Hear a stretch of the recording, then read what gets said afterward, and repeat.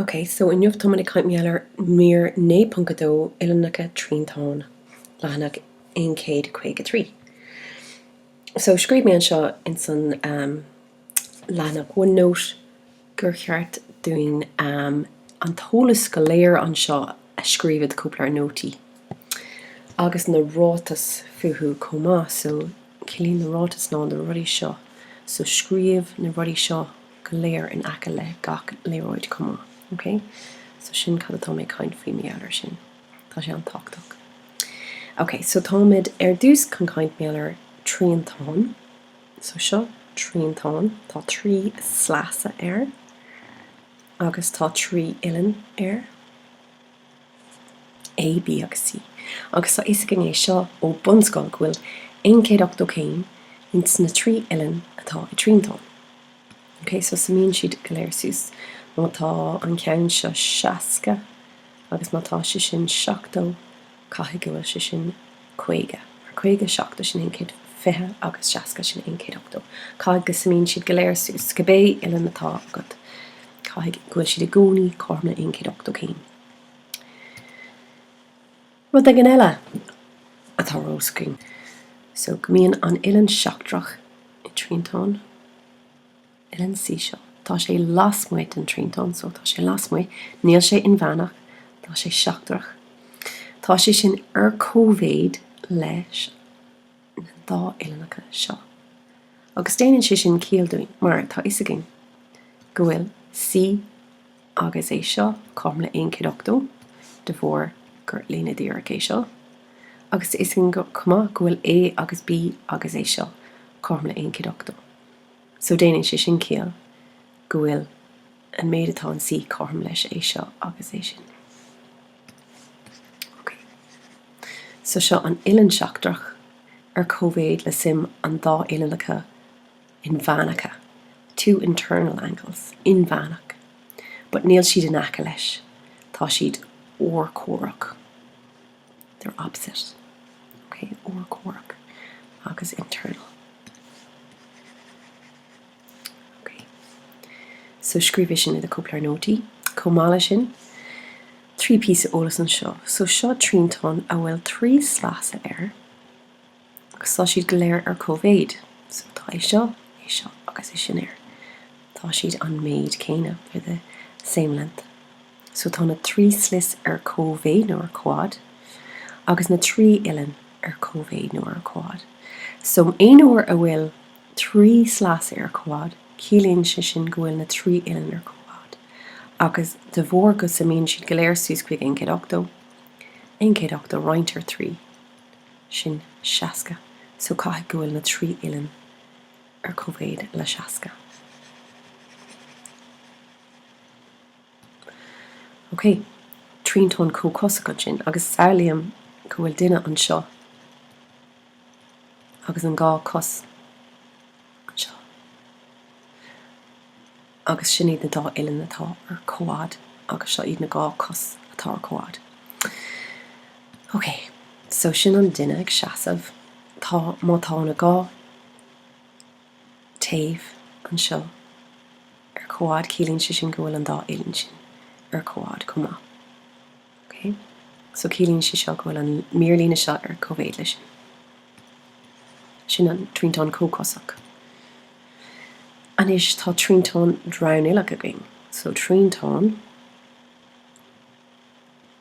le drabhnéileann in áit éigin. So drabhnéileann sin an symbol haid drabhnéileann, so cearnógan sin, agus tá nóga céim in éon drabhnéileann. So smínig méal ar drabhnlóg, tá ceara drabhnéileann I drabhnlóg. Nóga. Okay, so triantáin drabhnéileach sin triantáin ina bhfuil nóga céim I cean den éileannacha sin. Okay. Now seo rud ag an nach bhfuil déanta againn go fóil, but tá is teoirim Pythagoras.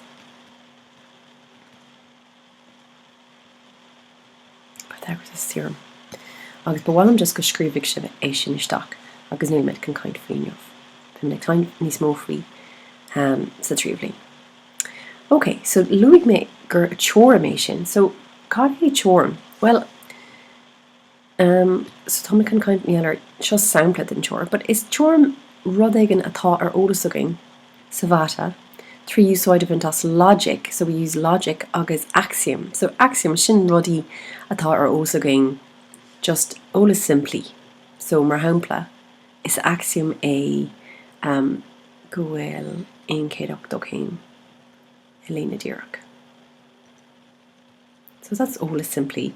And glagmid leis gan crochu. Okay, we don't prove that. Okay, so sin seo sampla de teorm. So dúirmar gur bé triantáin cosach triantáin le gá slas ar cóvéid. Agus dúirmar devóréis sin tá an dá Uillinneacha ag bun ar cóád cumá.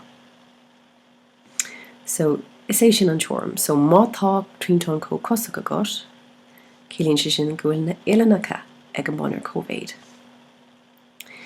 Is é an coinbhéarta de teorm ná an coinbhéarta ná má tasníonn tú go bhfuil na Uillinneacha ar go bun ar cóvéid an sin cílíonn sé sin go bhfuil triantáin cosach agat. Okay. Okay, so dúirt an teorm má tá triantáin agat agus is triantáin cosach é, so gá slas ar cóvád an sin is féad leat ará go bhfuil an dá Uillinneacha ag bun ar cóád.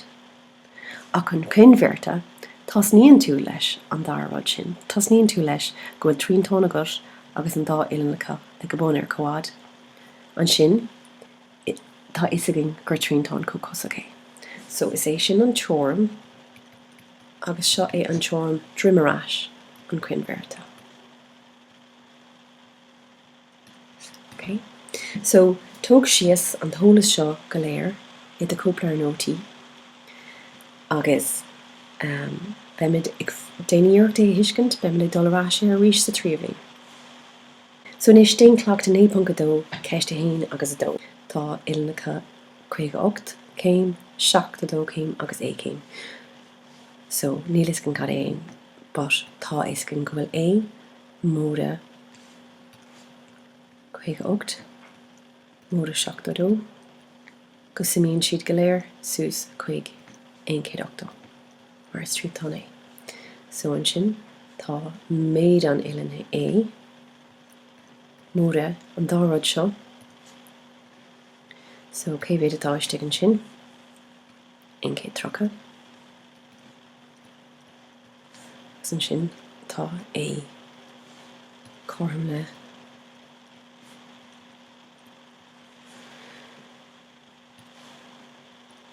chuige. Okay. An seo chuid a dó caid tú an tólas úsáid go bhfuil an Uillinneacha seachtrach ar cóvéid leis an dá Uillinneacha ó chóir an fannach, so beag é seo ar cóvéid le bí móda dáda dó. So chuid sí ar rís beagart a rá, okay, tá an Uillinneacha seachtrach in dahad ar cóvéid le 71 agus just chur animar sin aber gur sin x féidir. So tá 1 dahad chorm le x mór 71 do bhór gur Uillinneacha seachtrach é agus an sin beagart nuair fáin tú x beag tú rá aha bhfuil tá x agus c chorm le 1 céad do bhór gur Uillinneacha díreach é. So sin slí fáin tú é. Okay, so sin ceiste hain. Ceiste dó. Dearann sé inis aimsigh méadna in Uillinneacha ar rís. Okay, so an seo is triantáin cosach é seo. So devóréis sin fecim triantáin cosach é. Tuiscim go bhfuil é ar cóvéid le bí.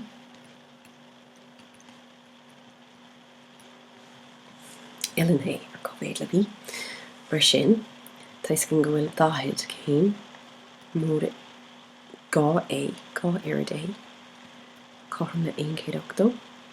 So tóg dahad ó gach taobh, tóg dahad ó 1 céad agus bhíonn is go an bhfuil gá irid an Uillinneacha chorm le 1 céad agus ráin gach taobh ar dó mar is cnás an algébar agus fáin tú bhfuil Uillinneacha chorm le 7.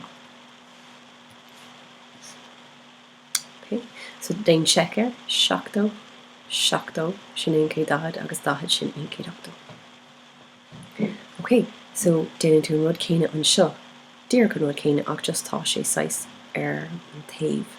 So seo an triantáin cócosach. Arís de bhór gohfuil sé cócosachta is an ggóil C ar cóbhéad le D. So beag trocha 8 móda C móda D chum le 1 nó is fé le rá. Trocha 8 móda C chum le 1 agus déanaí dír an slí a rinne tú é seo. Tóg trocha 8 ó 1 agus roiin ar do. Ok, is an seo tá triantáin cócosach a gine ríis. Ach is iad na Uillinneacha ag go bunatá oscin. Tá sé seo 62 so cilíonn sé sin gohfuil sé seo 62. Simig iad agus tóga é ó 1 agus beag F agat. Ok, so sin an abervalia ó le haigeneamh. So críicnig ceist a hain agus dó agus scríomh isteach nóirí seo i do cúplar nótaí agus déanaíocht iad a hiiscint.